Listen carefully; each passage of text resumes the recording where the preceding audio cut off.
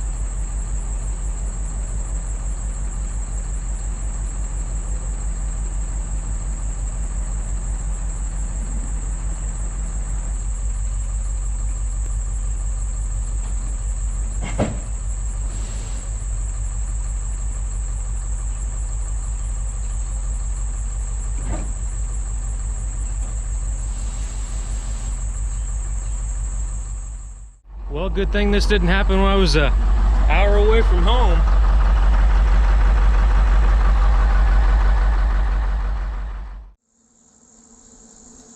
Now you guessed right, some of you were probably thinking what happened, and you can see this hose is actually twisted really bad. It sprung a leak in here and it's twisted because the fitting doesn't spin, so when I took this off of the truck, it twisted the hose.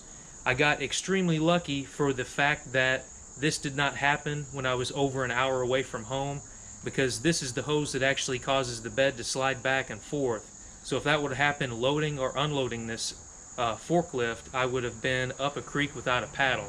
I didn't look out because this hose is about every bit of 12 foot long, so next thing to do is to go down to one of the parts stores in the morning and see how much this is going to set me back.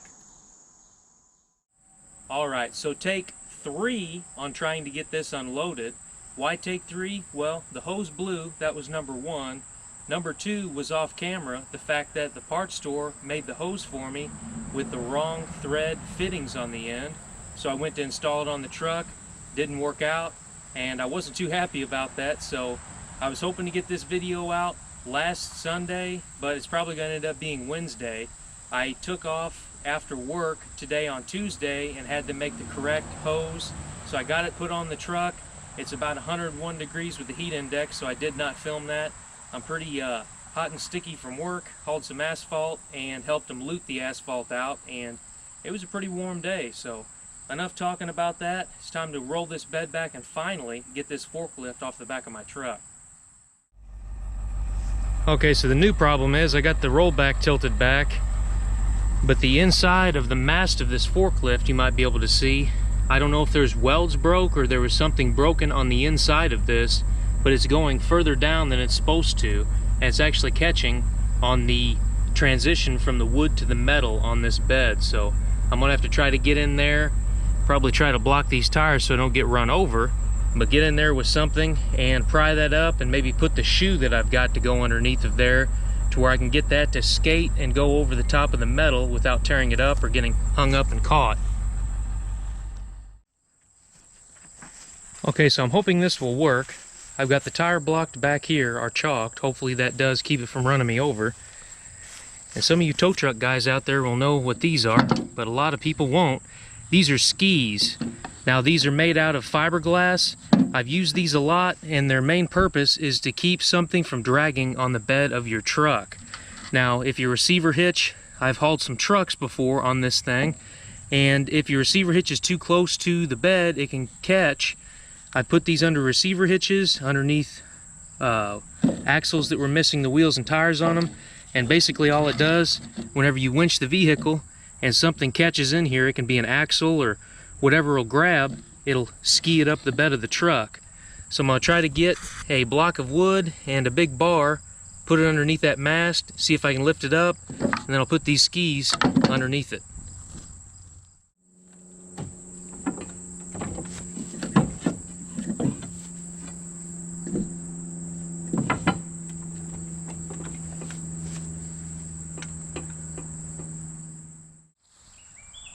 Alright, so new idea. I could not get that inside of the mast to move at all, so I ended up wedging the shoe under this side, and I've got something kind of sketchy on this side. I've got this wooden block up here, and I got the shoe flipped upside down, so I'm hoping it will ramp it up enough to go up over that. As soon as it gets on the metal and away from this seam, it'll slide off of here with all the weight pushing this machine off the bed of the truck.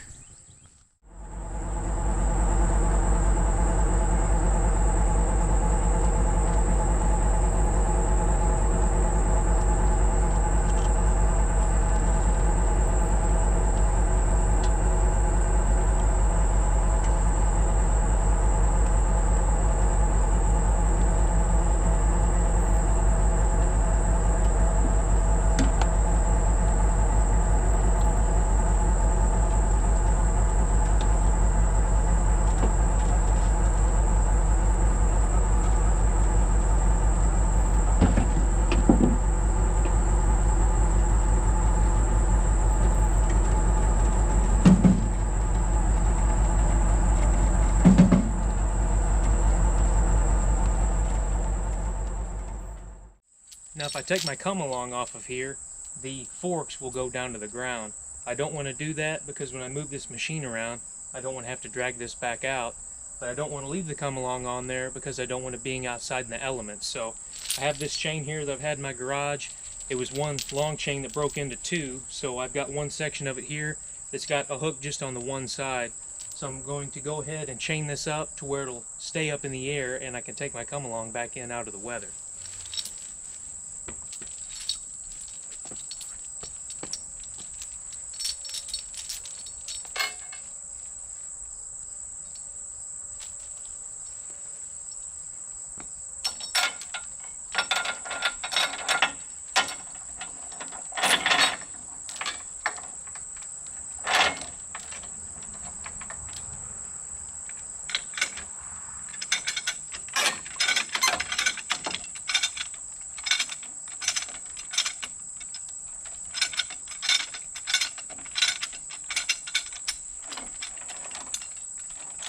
Not to mention taking the come along inside, but I can also take my nice chain that I ticed up to the bed of my truck with, and I can take that and throw it back in my toolbox and keep it out of the weather.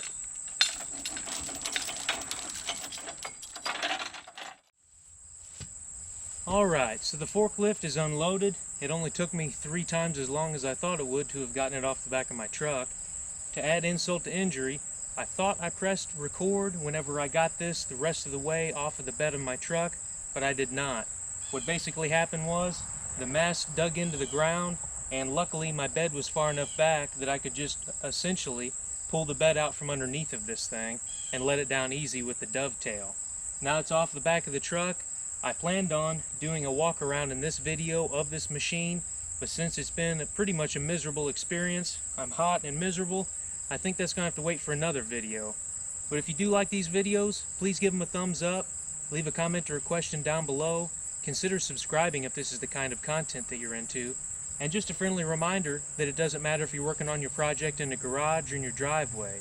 What matters is that you go out there, you do the job yourself, and you learn more about your project, whatever that project may be. Now that this video is over, how about you go outside and work on something? My name is Zane, and I'll catch you next time.